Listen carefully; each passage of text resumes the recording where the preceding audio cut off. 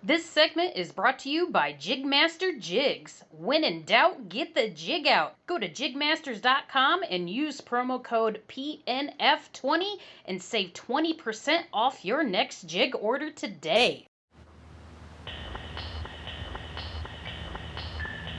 Hello, and welcome back to the Paddle and Fin podcast. This is Adventures with Outdoor Woman, and here's your host.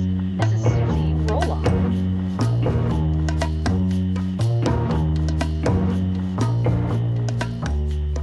Hey guys, and welcome back to another Adventures with Outdoor Woman segment podcast. I'm your host, Susie Roloff, and today I have an awesome, epic guest for you. I have the lovely Emily Edge from Dodgeville, Wisconsin. Now, some of my followers here, you may not really know, or if you haven't heard of Emily, she isn't, avid kayak angler, kind of like, our main segment focuses on, but she's an awesome lady angler as it is. So I figured I'll kind of change things up a little bit and highlight some of the other ladies in the fishing industry. So Emily, welcome to the show. Tell us a little bit about yourself, where you grew up, how you got into fishing, and we'll go from there. Hi, perfect. Thank you. So I really haven't been fishing that long.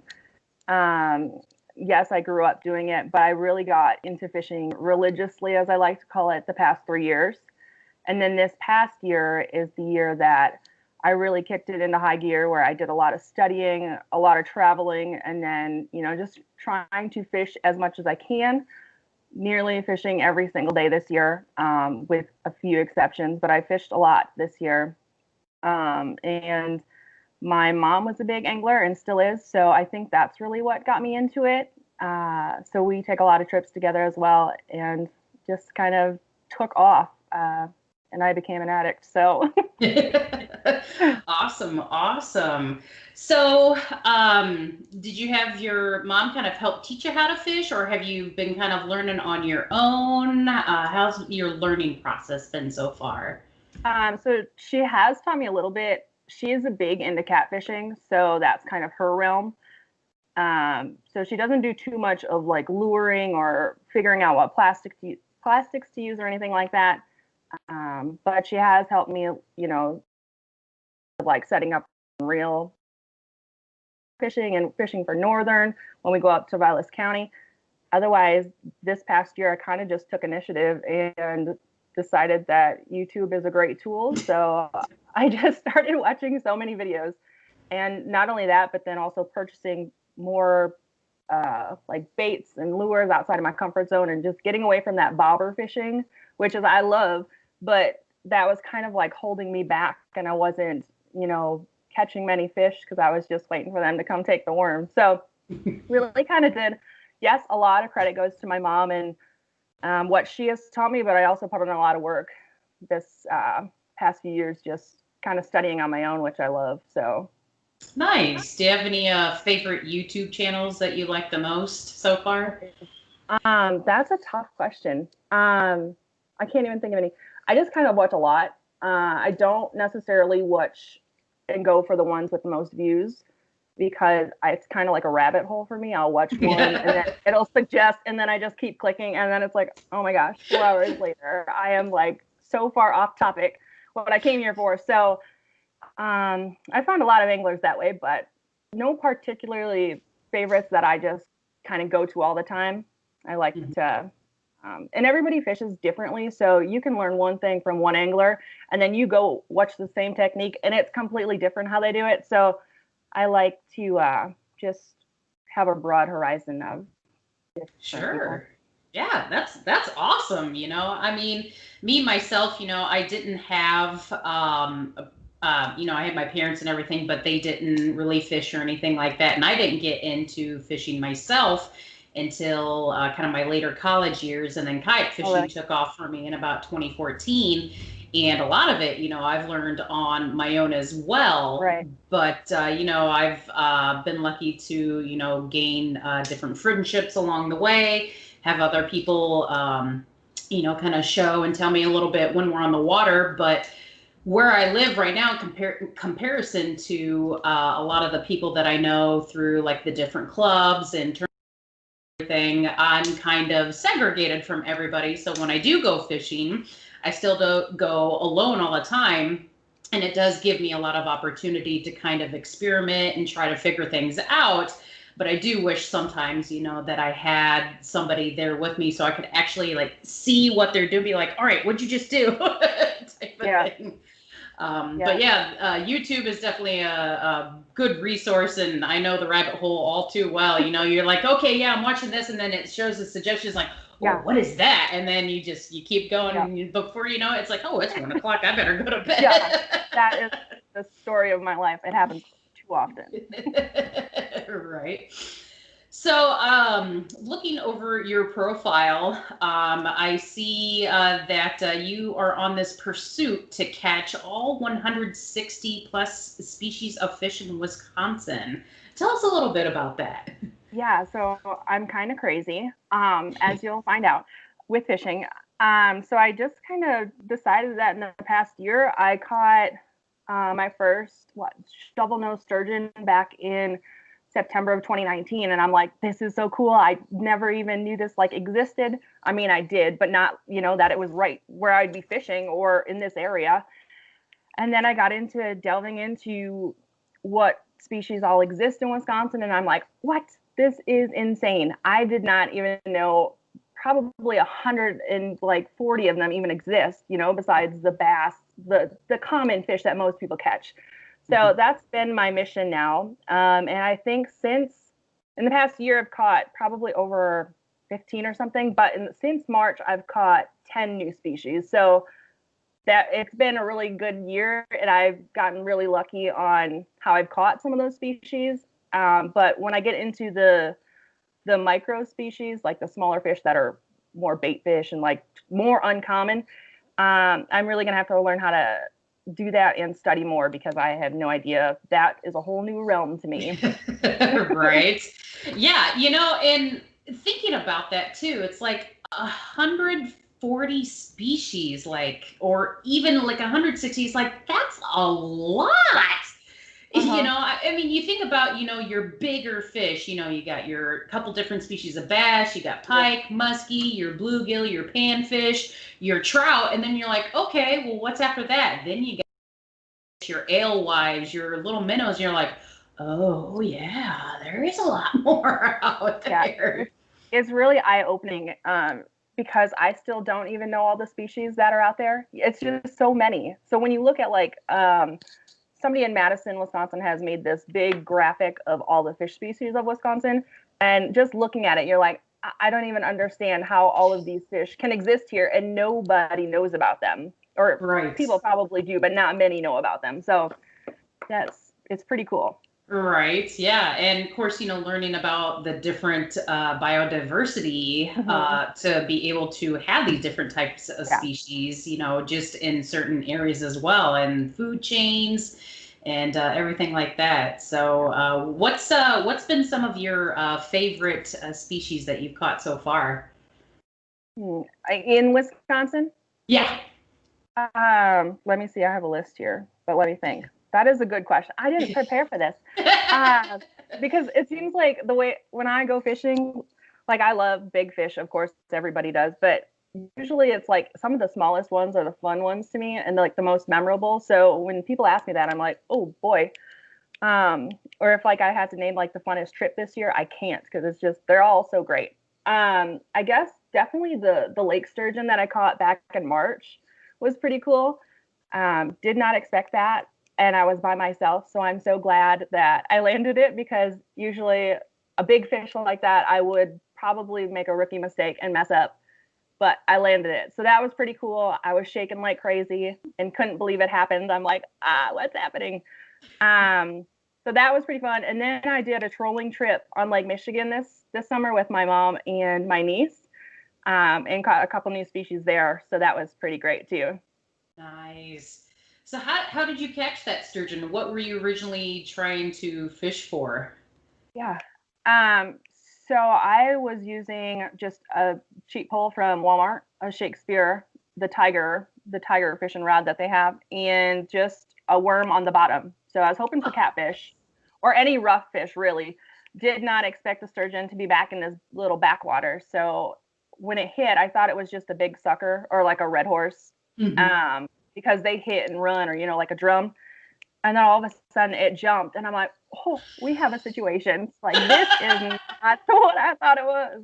So yeah, that's when I started shaking. I'm like, holy crap. Okay, we're in this, I guess. So that was a good experience.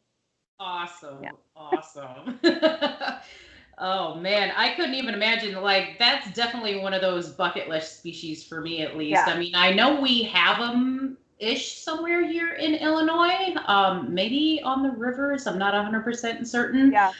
But yeah, it'd definitely be a fun species to catch. And it wasn't huge. I mean, I think it was 40 or 45. I don't remember exactly, but it's not big, because they get up to 60 something. That's huge. Yeah, they get big. Yeah. To land this fish by myself, almost in the dark, I was like, okay. Right? So I mean, yeah. I mean, you talk to other people too, and it's just like, how many people can really say that they've caught like a sturgeon like that before, and even accidentally sometimes too. It's just like, you don't really hear a lot about it. So yeah, it's definitely a triumph for sure. Let's see here. Now, also looking through your profile as well, I see that you were featured in a, was it like a magazine or like a article down in Mississippi about catching a near record catfish while noodling. I mean, come on, that's awesome. Yeah, so that is still crazy to me, and I still don't understand. So yeah, I went down to Mississippi this June, like right before season ended in July, and noodled for the first time. Yeah, so I didn't know what to expect. I just, I've seen YouTube videos, and they just, like Hannah Barron and Allie from Alabama, they hold their breath, go down, and pull up a big cat. So I just thought that's what we were doing. But when we got down there, we found out that we were also diving for these cats. So we had to use goggles and air hose to dive down to these boxes and try to noodle these cats, and you can't see anything. So was down there 2 days. I tried to dive the first day, and I just couldn't mentally do it. Like, I got halfway and I panicked, and I'm like, this is not for me. Like, I gotta go back up. And I guess I was almost down to the bottom, and I didn't realize, and the guide was down there. He's like, you were right there. Like, I was trying to grab you. I'm like, shoot, don't tell me that now. Oh, no. So I went. So the second day we were there, the last day, I was on deck to go. So I was in the water going to help this girl that was going to go and help her to the boat with her cat. And she couldn't go because she tried and she just couldn't. So they were like, we need a diver. And I'm like, oh my gosh, I'm not prepared, but okay, I'm going. So I'm like having a panic attack at this point, just so nervous. So I dove down 12 and a half feet, and I couldn't see anything. I almost gave up going down, and finally got down there. I was backwards. So the guide was down there, and he helped turn me around and helped me get in the box, and helped me stay down, because when you're down there, you got to lay flat. Otherwise you're going to float back up. And I went down, noodled this cat, did not realize what was happening on the other end of my hands. This cat with one hand, and then wrapped my arm around with the other, and then started swimming up. And then when we swam up, I was trying not to like die from like trying to process everything. The cat was slipping on my hand. So I'm like, oh my gosh, there's so much adrenaline running that I wrapped my whole body around it. And I still didn't consciously realize what was happening. I just thought, oh, I have a fish. Let's go, because I don't know how to do this. Yeah, we got to the top.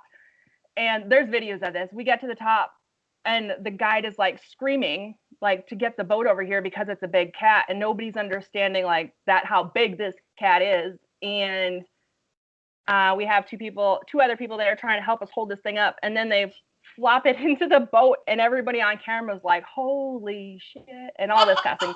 But so it was a big cat. It was really big. So we thought it was a state record when we got into the boat, because they put it on a scale, but it wasn't, official with the DNR yet. And their scale said 89, 90 pounds. So we were like, what is happening? And then he's on live video, which is kind of now silly, but it's fine. It's fine. On live video, he's like, this is the new state record. They're like, this is crazy. And it was my first time diving, and like, they just couldn't believe it. And everybody was going crazy. And then the DNR weighed it in the next day, and it wasn't the state record. It might be the lake record, but I'm not for sure on that. But it weighed in at 81 pounds to 81.2 pounds. And then the length of it was 52.25 inches. So like almost as tall as me. So it was pretty wild. I definitely still in shock that that even happened. Because it doesn't even seem real. You know, your first time noodling and you go down and that's what you pull up. It's like, holy cats. Literally. Like, holy cow. So what drove you to go down there and try for this noodling experience? Well, so I'm crazy and kind of just want to do all kinds of things and all kinds of fishing, whether it be with rod and reel or every other technique that there is. Mm-hmm. So there's this company out of Minnesota. It's called Her Wilderness that I went through. They like plan ladies outdoor hunting and fishing trips. Oh, nice. So I hopped on that trip, and then a couple girls from Minnesota I drove down with. And then when we got down there, we met the rest of the girls, and turns out everybody else was from Minnesota, and I was the only one from Wisconsin. So it was kind of like the Midwest girls went down and noodled, and then I almost broke the state record, but just shy of it. So I'm after it next year, though. I go back down next summer, and I'm after that fish again. So I think if she's caught again by hand, she'll be the state record. Right? Oh my gosh, that's amazing. Yeah. It sounds unreal to even when you say it out loud. It sounds like not even real, but there's videos and there's pictures. It's real. It happened. Right? Yeah. I was looking through and I saw those pictures and I was like, "Good God, that thing is like as big as you." Yeah. I can't even imagine like trying to swim up with like your hand in its mouth and wrapped around it. It just like I couldn't even. And you were what, 12 foot down? Yeah, that part I don't even understand how it happened. Because I'm not the strongest swimmer. I mean, I can swim, but not holding something. But because of buoyancy in water, it makes like I think it just made it feel light. I guess I don't really know. It's really confusing, but it happened. But I knew when I got up to the top. In the videos, you can see like I'm struggling. I can't step because I don't have a life vest on. So people are holding me up with that cat. So. Right. Yeah, well, I mean, they'd have to, because I mean, an 80-pound catfish in 12 foot of water. I mean, anybody would have to get some assistance with that too. So, holy moly! Oh my gosh, that's. I want to do that now. Yeah. And the weirdest thing is that I'm not like too fond of water. I'm like kind of scared of it. I'm scared of what I tell myself in it. So doing this was insane for me to begin with. And then now to realize that fish that big are in the water, I'm just like, okay, that's a valid fear. Right? Yeah. That's awesome. I mean, breaking through those barriers and everything. I mean, heck yeah. And, doing it by yourself too. Even more power to you there. That is so awesome. And then I also see that you made a trip down to, gosh, I'm going to forget the name of the place again. Down Destin, Florida. Oh, yeah. Looks like you did some saltwater fishing down there. Tell us a little bit about that. Yeah. So like I said, I'm after like all the experiences. So I decided the guides that I went through in Mississippi, actually, he was in Florida getting his captain's license. And another group that had noodled with them, the girls had added me on Facebook. So they're from Florida. So I essentially flew to Florida to meet strangers by myself. So I went down for 10 days and, I just fell in love with saltwater fishing. It's a totally different world than anything you can expect from freshwater. It's so hard to explain. Like if somebody's like, oh, why would you love it so much down there? It's like, just you throw a line out, you can catch who knows what. It's amazing. So yeah, I went down to Florida for 10 days. Essentially by myself, but I met up with some people along the way. So the first stop was over in Jupiter, Florida. And these women I met from the internet, we swam with sharks. So, oh my God, that's awesome. and yeah, it was crazy. So no cage, just free swimming with sharks, with strangers. So it sounds scary. It was kind of, but also the best thing like ever in life. So that was the first stop, and then we did a little fishing over on that side, the Atlantic side. We fished for some snook with a guide, and then we also fished offshore for some fish, and all I caught was a bonito there, which was super awesome. So that was technically my first ocean fish. And then I didn't catch a snook that night, but I did catch a huge Jack Crevalle, and that about took my finger off. Yeah, it was bad. So when you're fishing, or the way this guide fished is you leave the bail open and you have your bait out, and these are powerful fish, and you leave your finger on the line. The other girl caught a fish. I wasn't paying attention, and my finger was on the line, and the Jack took the line, and I'm like, oh, yeah. So I have a finger still. The tip is on, but there was some blood. Wasn't the fish I was after, but it was still a fun time. So that was a learning lesson for sure. Don't put your finger that far on the line. And then I went over and fished in Destin, which was fun. Destin and Panama City. So in Destin, I didn't really have a plan besides going on that shark adventure. So when I got to Destin, I Googled some things, and I jumped on a party barge, or a party boat, which is a big fishing boat you jump on and fish with strangers again. That's my life. But it was fine. I survived. So that was fun. Just, basically go out on this big boat and fish reefs. You just drop it down, and feel the bite, and reel up. So that was really fun.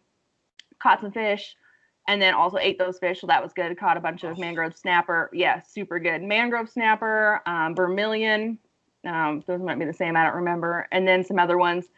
No sharks or anything. And then I went over to Panama City and jumped on the Mississippi guy's boat, the guide from Mississippi. Jumped on his boat. Had a super good time. Caught a bunch of big red snappers, which are super fun. Some catfish, which is bizarre that there's even ocean catfish to me. They look the exact same as the ones here. And then I also caught some triggerfish. Caught a bunch of species for not being on boats that much, I guess. And then I didn't catch a shark, but when we were fishing red snappers, or just fishing and caught red snappers, his wife hooked up on a shark. So that's pretty cool. She fought it, and I recorded the whole thing. So she fought it for 14 minutes, I think, and then it snapped her line. So at least we got to see it. We saw it like tail whip, but overall, a really fun trip. Definitely want to go back. Definitely hoping to move to the Gulf someday, because Gulf fishing is just, it's hard to explain. It's the coolest thing in the world, and so many species. Like, you could fish every day and probably catch a different fish every single day. Right. So. Oh my gosh, that's awesome. I've been ocean fishing once. When my husband and I went on our honeymoon, we went down to Puerto Vallarta, Mexico. Yeah. And I did a fishing charter out of there, and we caught yellowfin tuna, and then we each caught a they look like what's called a yahoo, but I don't think they're called yahoos. They kind of look all the same. I'm trying to remember what he called it. Gosh darn it, now I'm not going to be able to remember. Anyway, but it was still cool, because, it was just that's awesome. I caught these awesome fish down there. The yellowfin, gosh, it was probably every bit of 35, 40 pounds. This thing was huge. That's crazy. So, that's awesome. It was definitely awesome. Definitely a trip I won't forget, and hope to do again sometime. And was that your first time saltwater fishing? And yes. Only time? Or Yep. First and only time. Yep, that I've ever done that. So and of course, living in the Midwest, it's not really a quick trip to go down to the ocean. So trying to make every instance worth it. I was hoping to maybe get down to do some fishing down in Texas this year, but COVID hit and kind of changed up a lot of things as well. Yeah. So, but yeah, how have you coped with the whole COVID and everything? Has it helped you fish more or fish less? It has. So even like before COVID, I tend to avoid people usually to fish. So it kind of really didn't, I mean, it changed my life, of course, but I go to work, come home, go fishing, go to bed, go to work, repeat every day. So it because I wasn't stopping at stores or going to places and stuff like that. So I think that helps immensely too. However, then I just spent more money on fishing. So it didn't balance out well, but it did because I had a lot of experiences. But so yeah, I think I fished more this year than I ever have, but I think that also is just because I've learned more. So I felt more confident, going out, and I fish solo, like 98% of the time.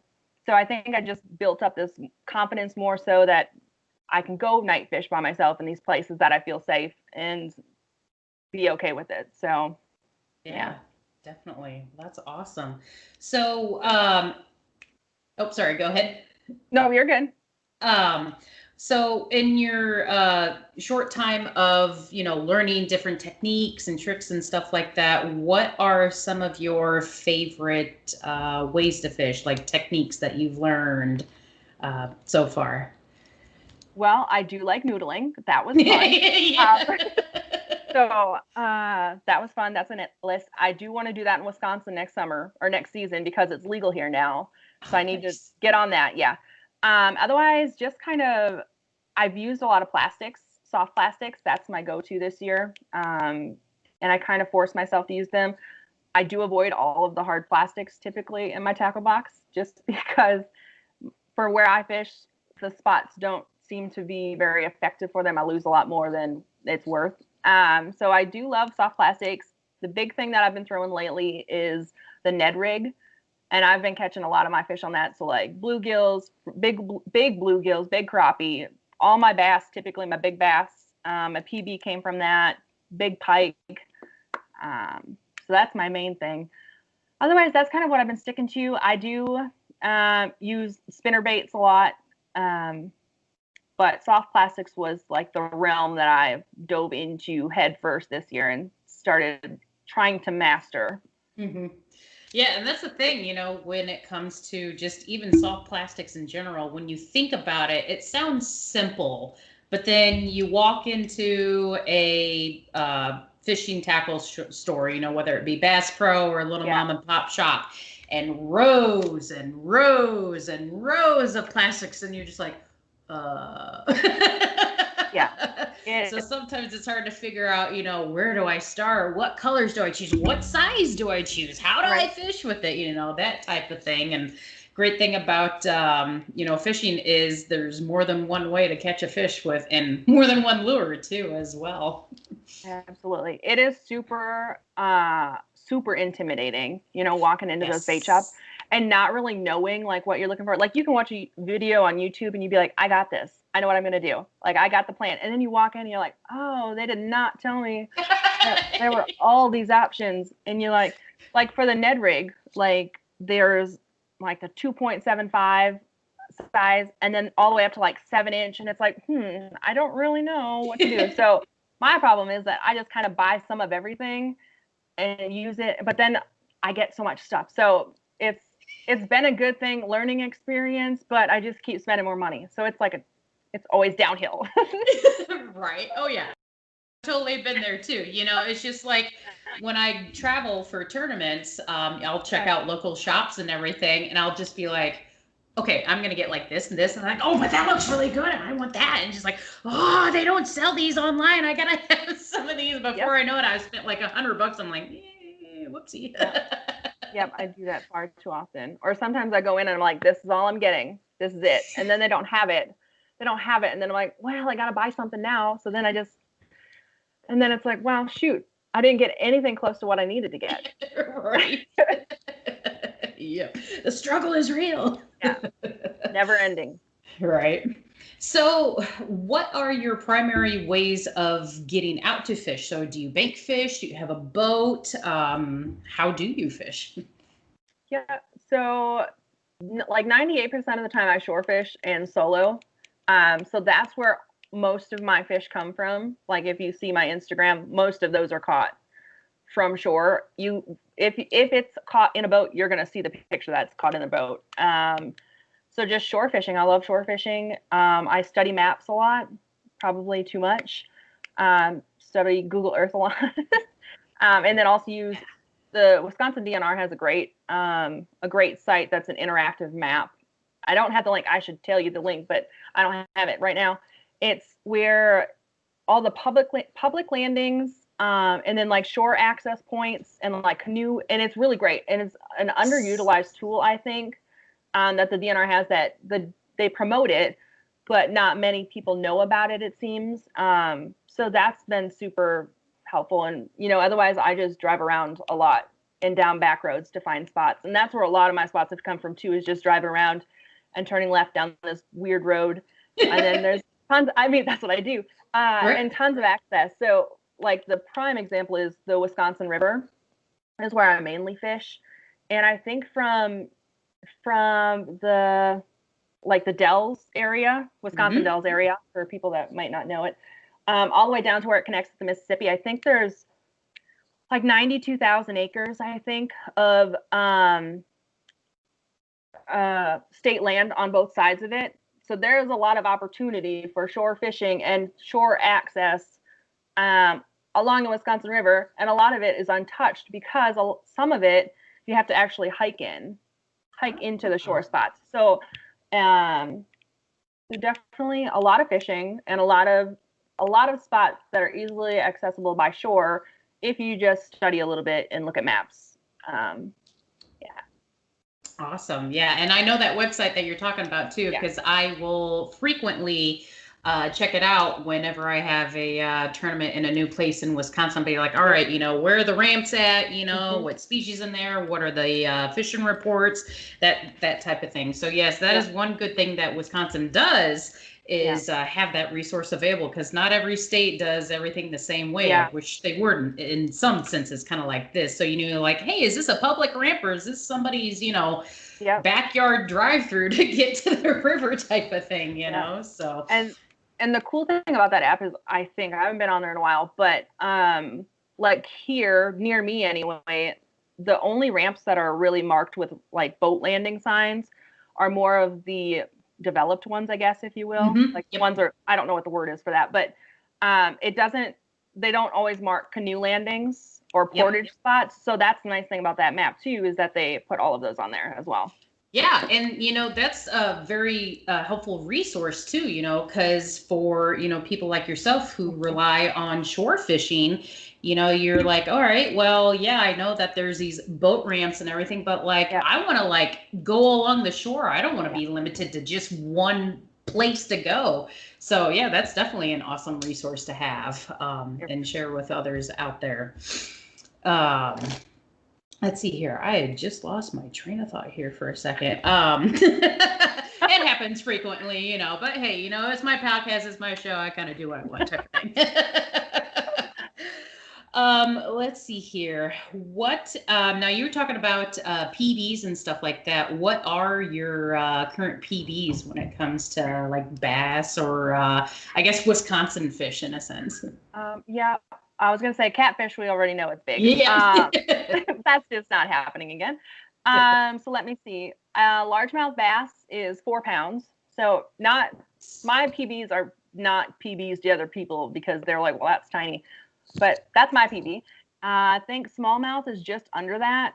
It was 3.8 or something like that. So pretty big as well. But smallie. Yeah, it was huge. And that was up on the Bay of Green Bay, or I guess Lake Michigan, or Sturgeon Bay. So that was pretty fun. Man. They're footballs up there. They feed off those gobies, so they're just tanks, all of them. PB sturgeon, Lake Sturgeon is going to be like 40. That one that I caught back in the spring. Bowfin, which is another fish that's I love weird species, obviously, because I'm after them all. But a lot of people think bowfin need to be like banked and killed immediately, but they can be released into the water. They're actually not as harmful to the environment as people insist that they are. because they are a native species to Wisconsin. In Wisconsin, anyway. I don't know about other states. Yeah, it's the snakehead that you got to worry about. Yeah. Yep. Yep. So my PB bowfin right now is, I think, 23 inches, which is pretty big, I think. I mean, those are pretty cool fish. Pretty creepy. They're weird looking. They are, and they just flop. Like, you know, it's hard. I've dropped them before, and I hate dropping fish, but because of like their armor, you can't like get a good grip on them. So they're very slippery. My PB pike, I think right now is still less than 30, so just shy of 30. So I'm not in that 30-inch club, unfortunately, yet. I'm not either, you know, surprisingly. Okay. You know, I mean, for the years that I've been fishing on a lot of lakes that hold big pike and muskie, like my biggest pike, I think, is under 30 as well, because it's just, I haven't been lucky enough to catch anything really big yet. I'm still hoping, but yeah. And, you know, I never catch them, like, I don't target them necessarily. I always catch them, like, when I'm bass fishing. So it's like, dang it. Like, I don't anytime I try to target them with minnows, it just never works out. So I always catch them bass fishing. Makes no sense, but that's how it works. And then, let's see what else. Perch, let's see, my perch size. I am just shy of jumbo. So I think 11 inches. For my perch right now, which is really big. But there are some bigger ones out there in Wisconsin in the backwaters of the Mississippi and the Wisconsin River. And then let's see what else. Crappie. I am just shy of 13 for my crappie. And I am those are big. Those are fun. I'm in a Wisconsin women's fishing group, Wisconsin Women Fish. And we do master angler awards. So I do know that my crappie is less than 13 because master angler is 13 and I can't beat it. So you're so close. Not yet. So close. Not yet. You'll get there. You'll get there. Trying. Right. So being a lady angler, you know, kind of in this day and age, and, you know, being only limited to bank fishing, what have been some of your struggles? You know, are you, let's see here, how do I put this? Do you ever have to deal with, like, you know, negativity, or do you ever feel like there's this, like, stigma on women and being a woman angler, whatnot, you know, because you had an interesting post on your Facebook page about this one, what do they call it? Like bunny anglers, you know, who just, you know, you know, type of thing. And it's just like, you know, they aren't really fishing type of thing. So just, you know, wondering if you've had any, like, you know, struggles as like a woman. Have people treated you differently, like going into tackle shops, you know, and just like asking questions? Like, I've had, you know, both sides of the fence. Like, I'll walk in there and the guys are just like, what do you want? I'm like, I'm looking for this bait. Where's it at? And they're like, oh, she knows what she's talking about. Well, yeah, I do know what I'm talking about. Come on, you know. I definitely thought this question was going somewhere else, because you started it with shore fishing and struggles. I was going to be like, I do catch a lot of trees. Yes, that I am, but that's not what's happening here. So yeah, I do, you know, it's not, I don't understand it, why women can't be in the industry or be as prominent as men, because there's a lot of women out there that are true anglers and that are better than a lot of men fishing. Men don't like to hear that. But I got the most like flack when I caught that catfish. I got a lot of hates, and, you know, I didn't have a shirt on in the picture. I had a swimsuit top and I had shorts on. Not a problem. You couldn't even see anything. And I just got constantly bashed. And it's like, you're not seeing that 80-pound fish that I'm holding? Like, you're going to, because I have a little strap, you're going to make fun of how fat I am or this or that. It's like, why don't you look at the fish? I just caught a near state record. But, you know, everyone tells me that, oh, it's just haters and like people that are jealous. And it's like, yeah, maybe it is, you know, because not many people like can dive down and catch a fish and, you know, pull up a huge fish. But I don't understand it. I never will. I do get flack all the time. Like, if I fish in a tank top, I always fish in tank tops or a swimsuit top when it's 90. I'll admit it, but I actually catch my fish, and I'm actually putting in the work to catch my fish, and, you know, doing all the research. So So I'm not just there for posing with a fish that someone's caught, or holding it behind my butt and doing weird things. I don't understand that part. I know. That part's weird. Or fish bras. I don't get it, I guess. And like I posted something recently. Oh, that post that you're talking about. Somebody's like, well, you shouldn't shame women and this and that. It's like, well, I'm not shaming women. They can do absolutely what they want to, but own up to the fact that you really don't fish, or you don't catch your own fish, or you are posing, just for the likes. And the sad thing is that it's those women that are models, and what'd you call them? What'd you call them? What did I call them? Yeah, the bunny anglers or something like that. Just, kind of making fun of, like, Playboy. It's just like, that's what they're doing. Like, come on. If they're not wearing a top and half their butt is hanging out and they're like, oh, I'm holding this fishing rod. Look, I'm fishing. Like, no, you're not. Stop it. Like, no, that is not what you're trying to do here. And, it's so frustrating that the women that actually put in time, like true anglers, whatever, they can wear whatever they want. You won't see them without a shirt on, but if they want to, I guess they can. But you're more than welcome to fish in a swimsuit. It's the way you go about how you're holding the fish, or what you're doing with the fish, and what is the main focus of that picture. I lost my train of thought. I was just going to say something.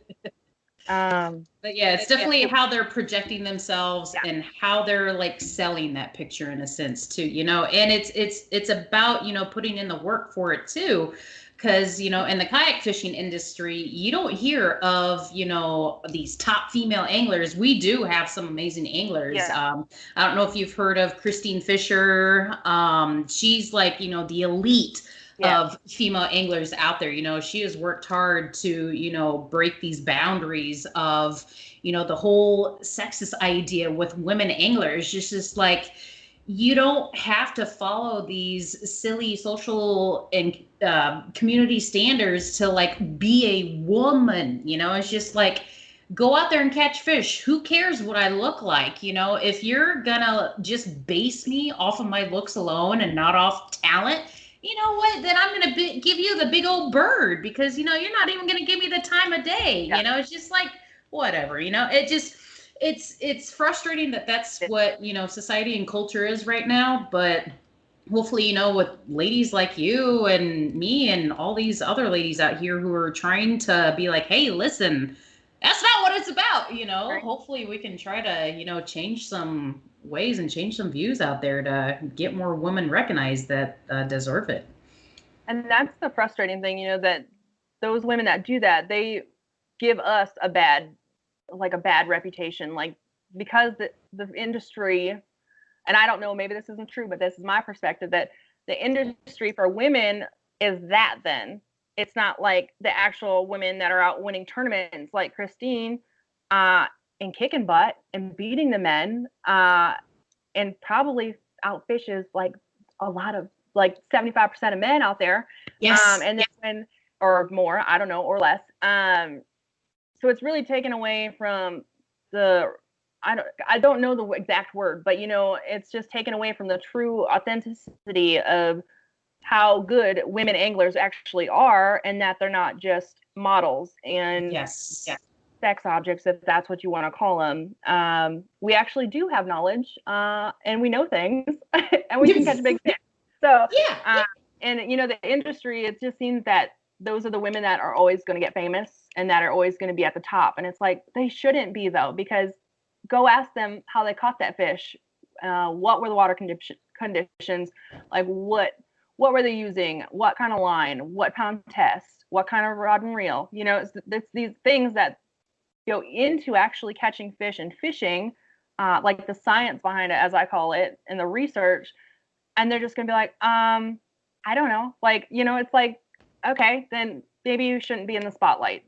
Right. Please get somebody that knows what actually is and can inform people and educate, be at the top. But that's not going to happen for a long time, it seems. So we're just going to have to keep pushing through and trying to change the industry.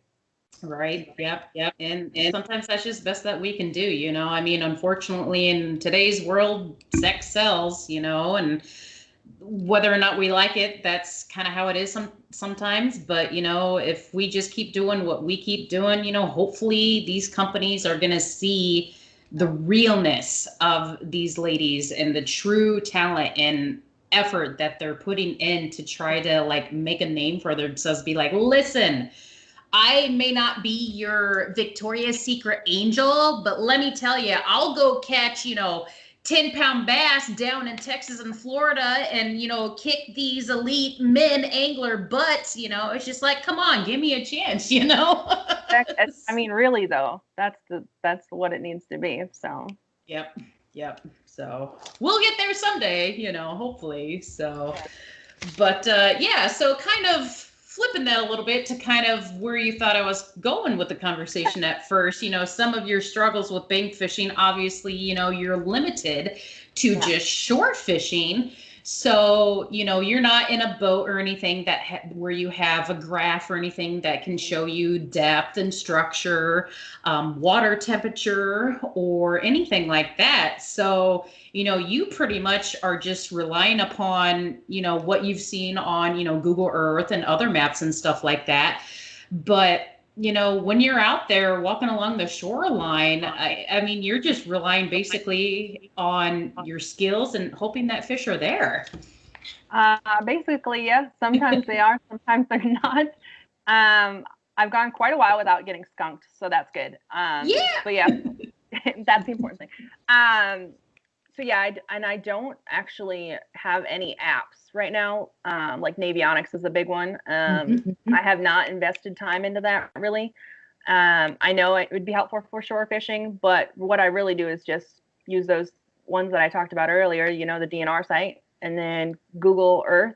And then actually the whole DNR website, I look for state land. And forgot where I was going with this, but I forgot where I was going. That's okay. Yeah, I forgot. No worries. Yeah. So, what are some of your favorite places that you like to fish in your hometown or in Wisconsin in general? So I'm a big fan of the Wisconsin River. It all depends on water level though, because if the water's too high, then a lot of my spots are underwater and I can't get to them, and the water's flowing too fast, there's too much debris, and it's just not beneficial to even drive there. Wisconsin River is a big one because I am in that area where it's on both sides of the Wisconsin River, the north and south side. There's ample options for shore spots. So I have some of my go-tos. I have probably like 30 spots. Nice. I don't tell people about, but I kind of work them depending on water level. I base it off the water level at the bridge on 23, which some people might know of. There's a big sandbar there that goes across. A lot of people swim there. Depending on how much of that sandbar is exposed, I know whether I need to drive 20 miles this way or like 5 miles this way or where I need to go. So I do base it a lot off one sandbar that I can see from a bridge. But otherwise, yeah, just a lot of driving around, finding spots.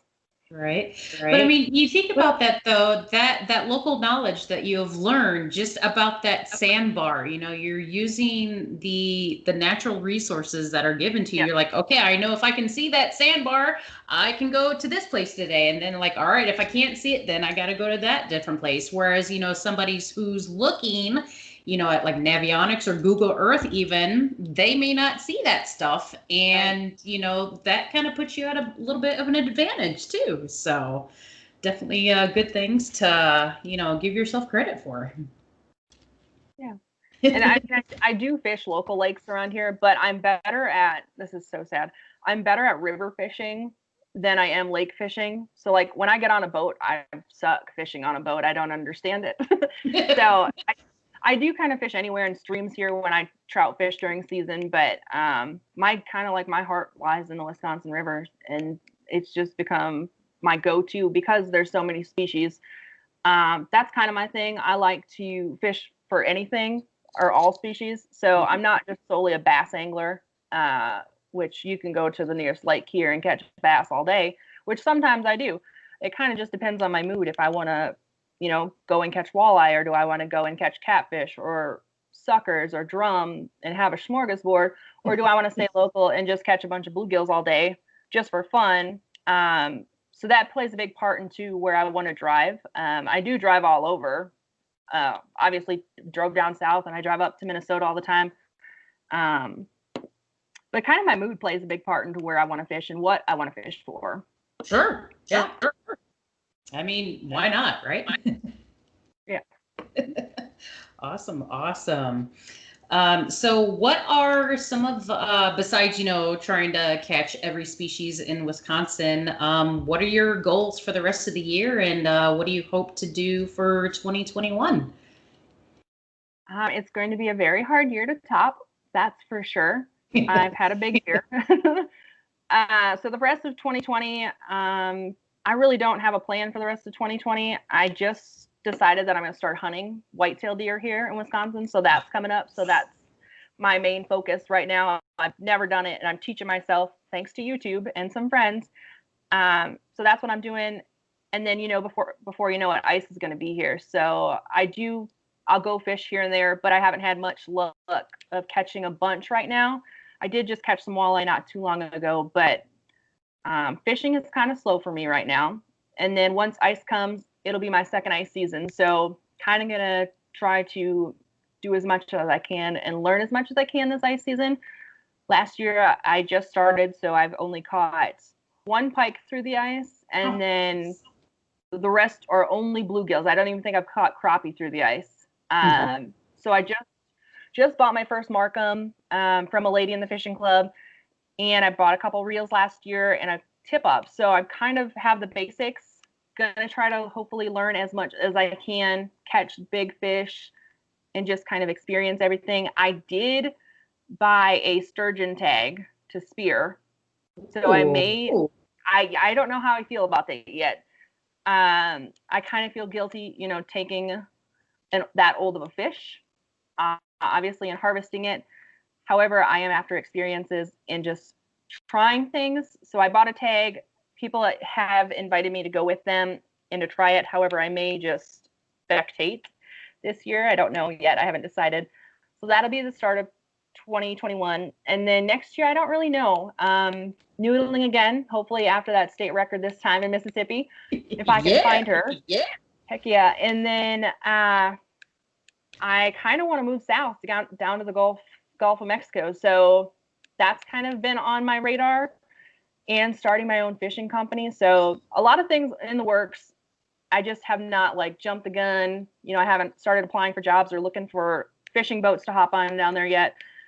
That'll be the goal. Move to, I think, Florida maybe. Get in the fishing. There's way more options to fish down there, it seems, than up here. Yes, Wisconsin, I've been blessed and have tons of water near me, fishable water. So much. Yeah. It's really unbelievable. But I guess I'm ready to taste the ocean, and all the fish in it. So that's kind of the plan. Obviously, still have the 160 plus fish to catch, which I have not caught many. So that's always on the board, but nothing's set in stone yet. I'm always after options, always looking for options, and always looking for fun trips. So the calendar will be filling up shortly, hopefully.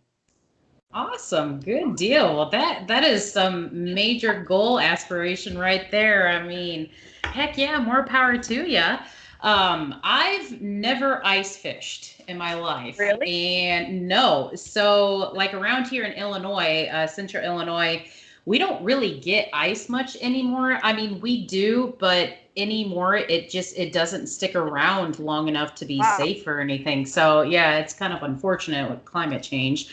But there's a Midwest ladies. Oh God, what is it called? Oh yeah, yep. Where's it at? Mille Lacs. Am I going to say that right? Mille Lacs. Midwest Women's. Ladies. Wait. Yeah, I know. I keep getting it mixed up too. It's Ladies Midwest Meetup. Yes, is that the one? That is one. Yeah, that one. Yes, that one. And then I know that they're talking about having one in Wisconsin as well. Yep. So I'm definitely going to try to do both. Yeah, if you're doing one of them or both of them, hope to, meet you in person to do that, because that would be awesome. Yeah, we should definitely fish. Are Yes. you part of Wisconsin Women Fish at all? I am not, So but I'll do that. yeah, exactly. That'd be really awesome. And I had a tournament on the Wisconsin River this past season. When was it? Back in August. Yes. And that was amazing. So we were on the section where it's like Lake Wisconsin. Okay, yeah, not far from me, I don't think. Yeah, yeah. And it was awesome. And just like river fishing is still kind of foreign to me, just because Yeah. I mean I'm by the Illinois River, but it's not really a great river to fish on. But like every time I'm up in Wisconsin, I just I see all these different rivers and everything. And I fished on the White River in Indiana and loved every minute of it. And so I definitely want to get into river fishing more often too. Yeah, and you did the Wisconsin. Oh no, so you fished Lake Wisconsin or the actual river part of the Wisconsin River?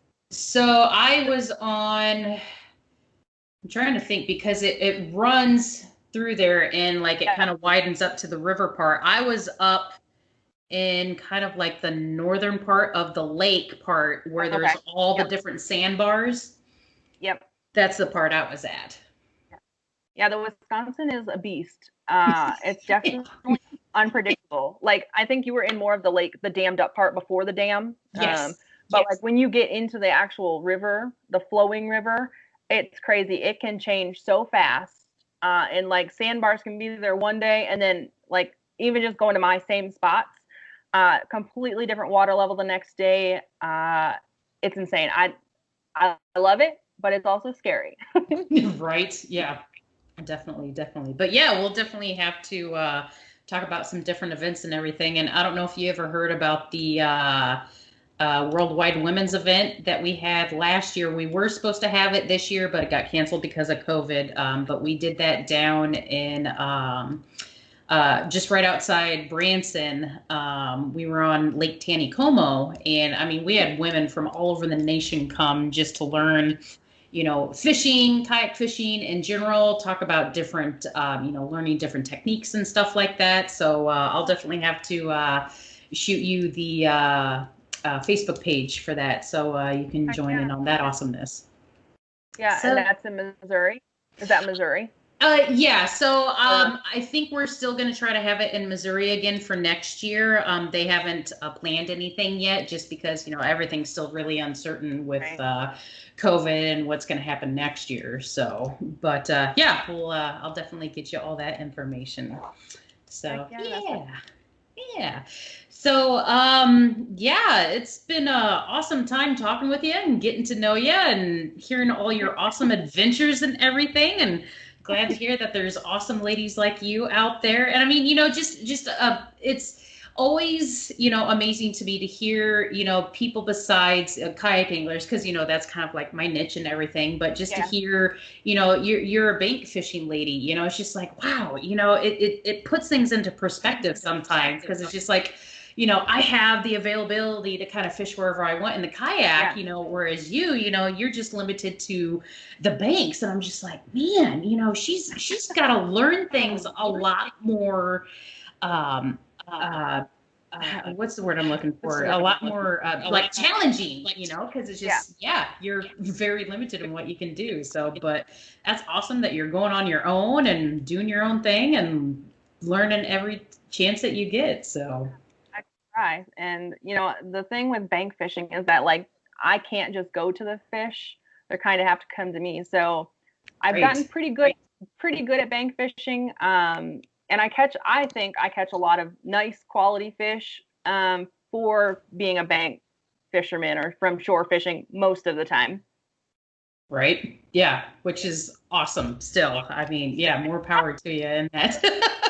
So. I mean, I'd love a boat, but it's a little expensive. So someday. Yeah. Boats are pretty expensive. That's why I went the kayak route, because, kayaks are a little bit more affordable. So, yeah. But, next year I'll have to bring up my second kayak if I'm, because, I'll be up in Madison first part of June. So I'll bring my second kayak and tag along. Heck yeah, I'll do that. Otherwise, wherever you are, if you have a second kayak, I can always drive. That's what I like. Awesome. Well, Emily, it has definitely been a pleasure talking with you tonight. Anything else you'd like to share or tell? I feel like we talked about a lot, but I feel like I could talk for days. So that's a lot to process for now for the people. So right. I can always do it. That's right. Hey, I can have whoever I want on here, however many times I want. So yeah, definitely. Well, thanks again for taking the time to chat tonight. And do you want to let everybody know what your Instagram or YouTube pages or separate Facebook pages? Yep. So I haven't started my YouTube yet, but currently my Instagram is The Real M Angler. So play on my name, and that's what my Facebook page is. And then the YouTube channel will be obviously linked to my Instagram soon, and then it'll be the same concept. I have a lot of content and a lot of trips that I've filmed that I have not edited, so I have a lot of work to do. Video editing is a beast. I will kudos to that. Yep. Awesome. So yeah, guys, make sure you give her a like and a follow on Instagram and her Facebook page. And thanks again, and we'll see you guys on the next.